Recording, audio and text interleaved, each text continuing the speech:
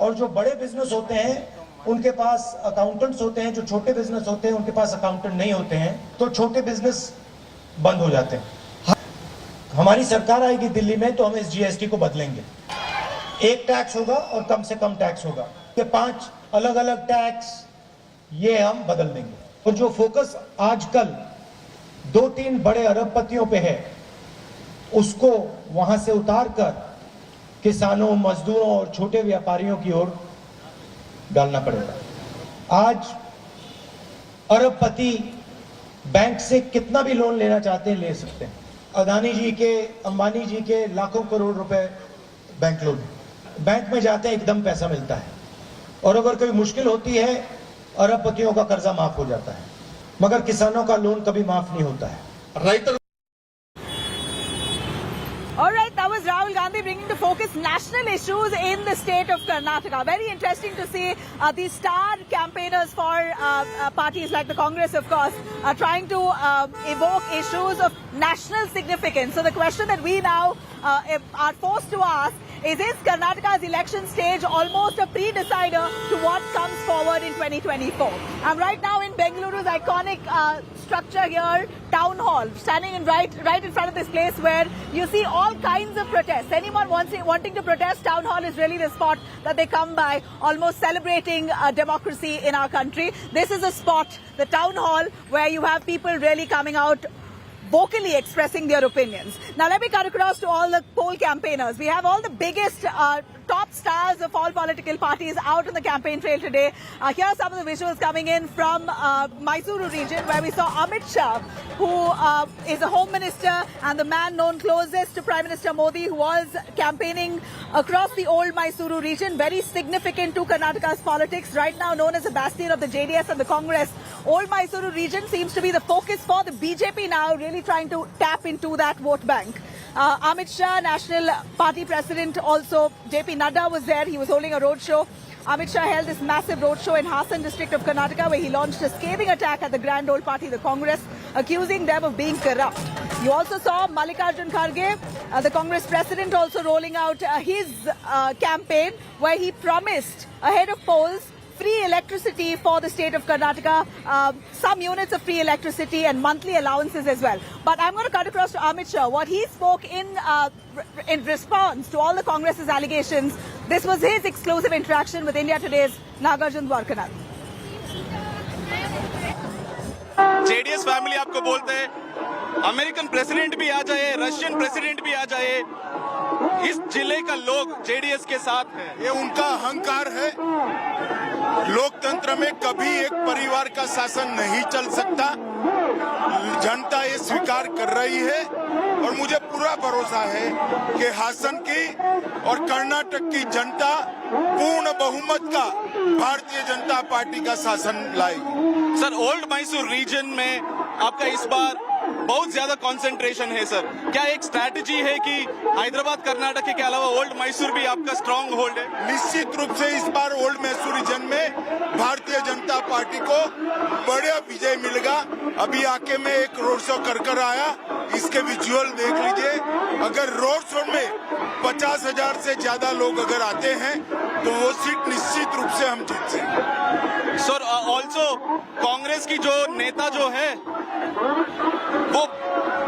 वो चैलेंज कर रहे हैं कि अगर बीजेपी के ताकत हो तो एक लिंगायत अगला मुख्यमंत्री बनेगा, इसे डिक्लेयर करने के लिए बीजेपी का सवाल है। बीजेपी का तो मुख्यमंत्री लिंगायत है ही, कांग्रेस जरा घोषणा करे, उनको घोषणा करनी है। उन्होंने हमेशा लिंगायतों का अपमान किया है, चाहे वीरप्पा मोइली हो चाहे निगलिन गप्पा हो।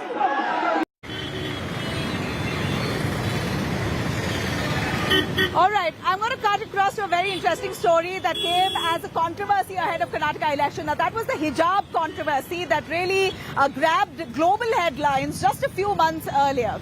There were some girls who really fought for wearing the hijab inside educational institutions. Many of them were heckled and there was a lot of pushback. The state government of Karnataka also reached the high. They argued in the High Court that hijab should not be allowed inside educational institutions. At this point, that debate still continues, while one of those girls, Tabassum Sheikh, who was really at the forefront fighting for hijab for Muslim girls who want to make that a choice or who want to wear it inside institutions, she went into exams right during those months of the controversy and now has come out with flying colors. This is a mention that we make here because it appeared almost as if Tabassum had to make a choice between her faith or education. Tabassum has now topped her exams. This is the latest we get. She's topped her art stream in her PU examinations. Speaking exclusively to India Today, she's shared her experience on what went through that period during that hijab controversy, and says that her parents completely encouraged her to pursue her education despite all that happened in the background when it came to hijab. Let's have a listen as she emphasizes that education is certainly paramount. Attention to those questions. Talking about mental health, I'm sure you would have gone through a lot of challenges around the year 2020 or 2021 when the whole hijab controversy happened. So tell us a bit about how you dealt with it. It was a period of uncertainty. I was very confused and depressed because, like I said, because the hijab is an integral part of my identity and also my religion. But first, it is a part of my identity, right? It is something which I've been wearing the hijab since I was 5.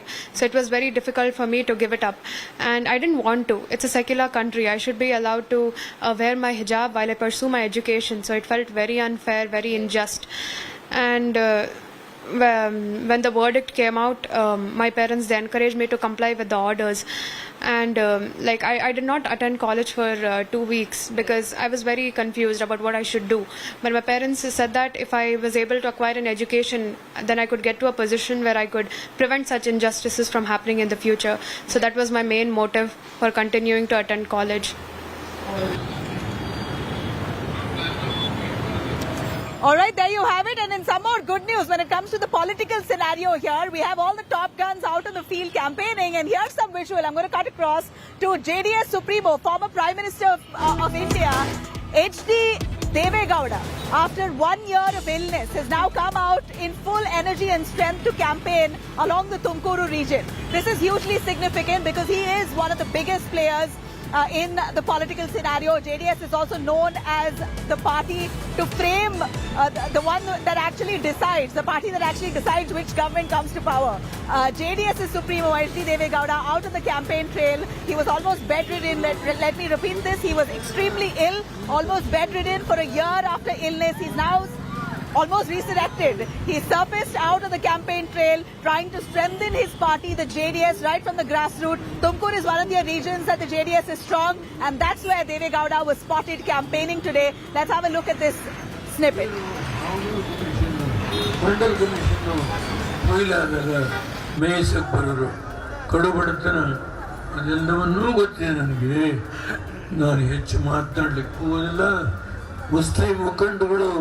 ಇವತ್ತು ತುಂಬ ಜನ ಈ ಪಕ್ಷಕ್ಕೆ ಸೇರ್ಪಡೆ ಆಗಿದ್ದಾರೆ.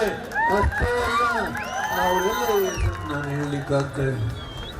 ದಯಮಾಡಿ ಕ್ಷಮೆ ಕೇಳ್ತೇನೆ ನಿಮ್ಮಲ್ಲಿ. ನಿಮ್ಮ ಹೆಸರನ್ನ ಬರ್ಕೊಟ್ಟಿಲ್ಲ ಇಲ್ಲಿ, ಆದರೂ ಬೇಸರ ಮಾಡ್ಕೊಳ್ಬೇಡಿ. ನೀವೆಲ್ಲರೂ ನನ್ನವರೇ. ಏನು ಹೌದು commission.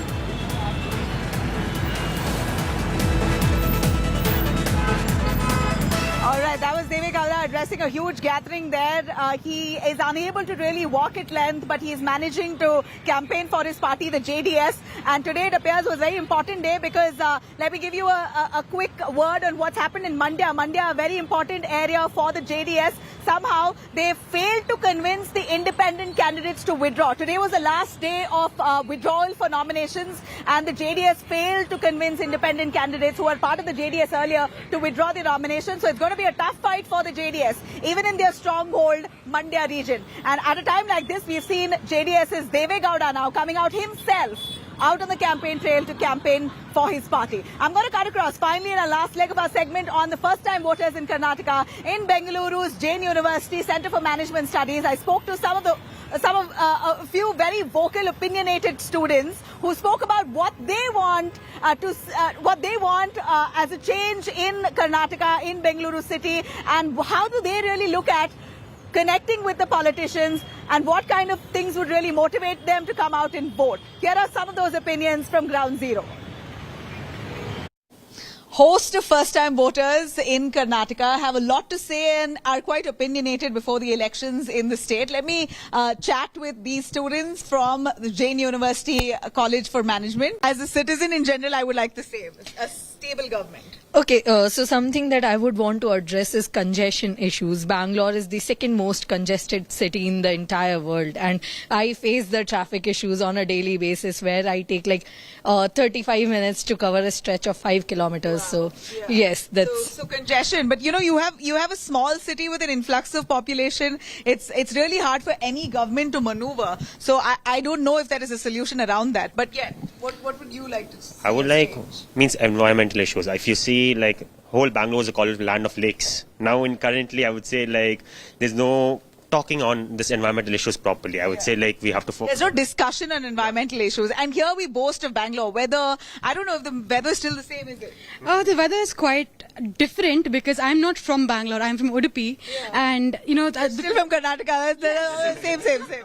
but the weather change has been so much more drastic because when I first thought of coming here, everyone told me, oh, it's going to be beautiful. The weather's amazing. It rains all the time. And then I came here and I'm like, that's not happening. Manav is also an alumni, now a trainer at the same college that he passed out in. Manav, what's your take? So I think 2014 was a breakthrough election because a lot of first-time voters were there. And now in 2019, we've seen a lot of dip in the first-time voters. Yeah. Almost 35% dip in first-time voters compared to 2019. Yeah, compared to compared to 2014, yes. Right. So what's happening is, I think the educated youth, now we expect you to give us a roadmap to the manifesto and not just a manifesto.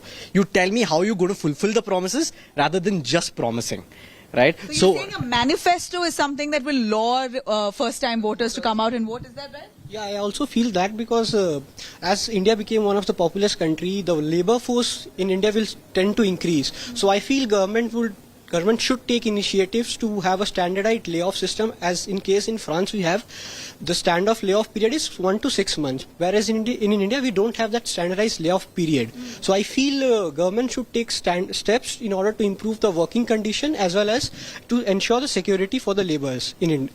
Somehow there's no plan that is concrete. You're always making plans and scrapping it, but when it comes to actual a layout of a city or a state, you can't do that. It's not, you're not writing it with pencil and rubbing it with rubber. Yeah, so I would like to bring light on the EV policies that our government has brought. So there's been a significant jump in the EV registrations in Bangalore, and I just love the sound of EVs roaring around, and I believe it's really a very great initiative by the government for the environment as a whole. Oh, okay. Electric vehicles. But where are the plug points? I went to a mall the other day and it said EV station. Like they had specifically parking meant for EV vehicles, but they had no charging points. So it's like they are welcoming the move without actual infrastructure building. More towards I only see normal gas-powered cars in the EV parking spots nowadays. Gas-powered. Oh yeah, that also. Well, I think it all boils down to two simple points. One is about the distribution in terms of civic bodies that are present, which cause a lot of difficulties in terms of utilities that are used by the common man. Two very simple examples is one, like you mentioned, the EV sector that's already present. Two, you asked if there was a solution for this in the beginning with regards to how there is a lot of distribution. Right. Now, let's take two civic bodies, BMTC and Nama Metro. If both of them were to work in unison, we would solve half of that traffic problem that's currently present. The current ratio is 1:1 in terms of the people who are present and the number of cars, the vehicles they own. Do you all notice wires hanging down in across Bengaluru city? Yeah, that's because lack of coordination between the BESCOM, the BBMP and all the other actual agencies who are ideally supposed to be working in tandem. Gosh, I mean, I can only imagine if many of these young voters are so aware of what actually is needed for Karnataka. I wonder why politicians aren't foreseeing this or aren't prepared to resolve such issues which are so basic on ground. This time Karnataka is going to vote and issues are right in front of the netas for them to fix. Let's see how this pans out. Right in front of the iconic bank here, the SBI, the Kannada Bank, along with the town hall. I'm signing off here with my camera person Prashant for India Today. Thank you so much for watching.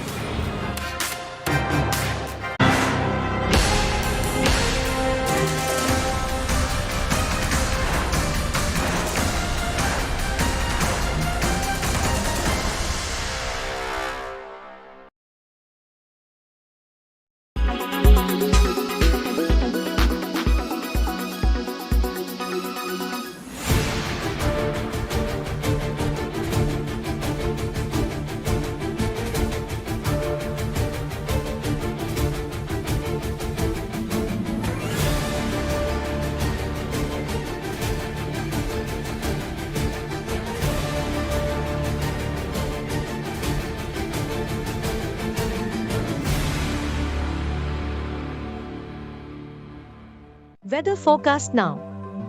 Delhi, maximum 36 and minimum 23 degrees. Mumbai, maximum 31 and minimum 26 degrees. Kolkata, maximum 36 and minimum 23 degrees. Bangalore, maximum 31 and minimum 25 degrees. Chennai, maximum 34 and minimum 27 degrees. Hyderabad, maximum 36 and minimum 24 degrees.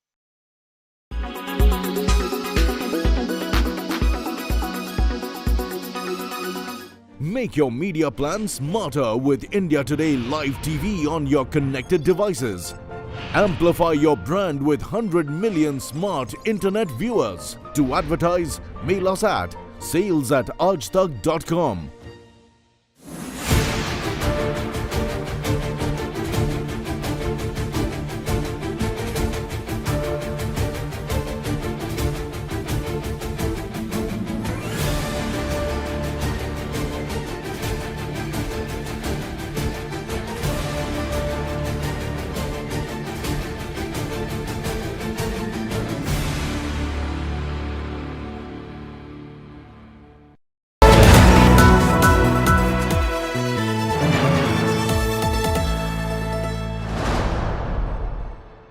Co-powered by Max Life Insurance. You are the difference. 9, 8, 7, 6, 5, 4, 3, 2, 1. Let's play.